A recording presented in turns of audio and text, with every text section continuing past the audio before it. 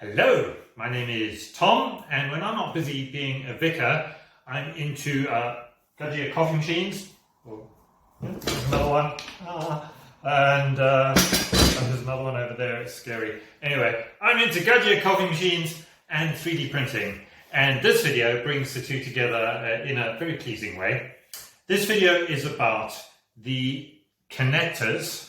This is a Gaggia boiler. The connectors that fit onto these boiler terminals. If you've taken one of these machines apart, you'll recognize them. That's the connector, and this is the boiler, and it's what's on there. And actually, this one's really loose. It shouldn't be like that. So that's one that needs replacing. I don't know what's wrong with it, but I've had cases where they've got water in them and rusted. And the other thing I find is that this plastic shroud that fits over it, you can see this one's pretty charred. It still works, but to be honest, could do with replacing. I've seen them in worse condition than that as well. And so sometimes you need to replace those.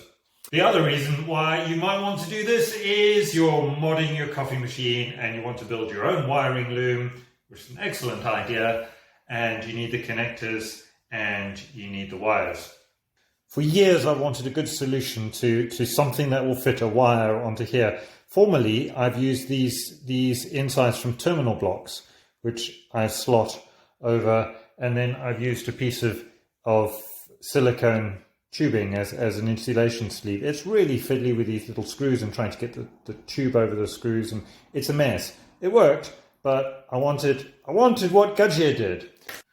Fortunately, someone out there on the internet has worked out what connectors Gaggia actually uses, and I discovered it over on the Gaggia Discord server, which is a great project, by the way. Gaggia does the same sort of things I've done, but it's got a whole community around it, and it's gone further than I have with user interfaces and things like that. So anyway, someone over on the Gaggia Discord server said that these are, I ordered a bunch of them, this is the packaging, they're 160783-7, that's the part number, and I'll put that down below as well. The plastic cover is, you just can't buy them, as far as anyone knows.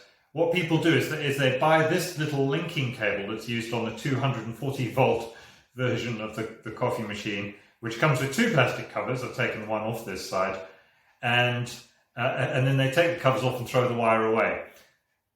We now have a solution to that. User Lugal from the Gaggia community and I together have collaborated and designed this. This is a plastic shroud made of nylon, and it slots over the connector and it can be 3D printed. I'll tell you more about that later. But first, let's look at installing the connector itself. This is how they come in a strip like this. You don't need that round bit in the middle. That just holds the pieces together. So I'll cut one off.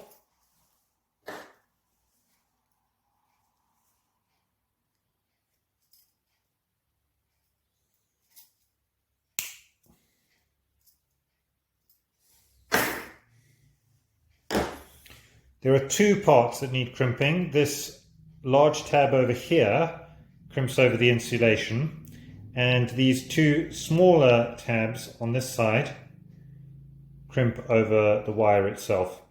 To crimp these ones, you need a tool that looks like this.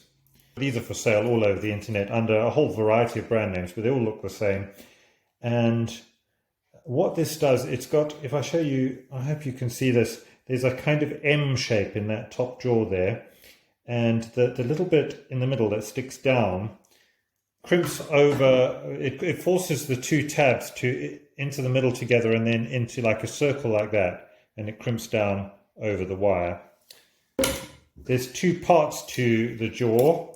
There's one side is intended to crimp over the insulation and the other side is intended to crimp over the wire itself. That's for crimp connectors that have the same kind of double tab thing for both wire and insulation. This one doesn't, so we'll just use the side that's for the wire. I find the end jaw works quite nicely for this one. So I'll stick that in here and just take it down a couple of clicks until it's gripped it nice and firmly. There we go. And insert the wire. Just do this really slowly and carefully so that it's between those two tabs. And the insulation is flush up against the tabs. And then grip it more tightly and crimp all the way. Let's have a look at that. Yeah, that looks pretty good. Now the insulation needs crimping as well, and I found the easiest thing to do with this tab is just to fold it over with your hands most of the way. And then you could complete that, well, you could use a pair of pliers or anything that squeezes really. I've got one of these kinds of crimpers which works really nicely for completing that crimp on the insulation. That's it. I've installed one of these connectors. And I was really glad to buy lots of spares because I thought, you know, if I get it wrong, then I haven't wasted any. But as it happens, I have never unsuccessfully crimped one of these. Now we need to install the shroud. And the shroud simply slots over. It's designed to grip around the cylindrical part that goes over the boiler terminal. So it slots in from that side and it holds it. You can't really just shove it in like that. The wire is too flexible, and so you actually need something that goes down the hole. And conveniently, we have a boiler that'll do that. So the easiest thing I find, you could use a small screwdriver or something perhaps, but these boiler terminals are pretty tough enough for this purpose. You simply put it on the boiler, slot it over the end, and then the only trick here is to make sure it doesn't suddenly swivel out of the way. So hold it straight and press it on, and that's it. That is your shroud installed on your connector, and your connector installed on the wire. I think the only thing left to talk about is printing the shroud. You can't use just any old 3D printing filament for this because they can't handle the temperatures inside the coffee machine. We experimented with a number and we found one that works, which is a nylon filament from a company called Fiberlogy. It's their PA12 filament. They have PA12 with glass fill and carbon fiber fill. You don't need that. Just straight PA12 nylon filament from Fiberlogy.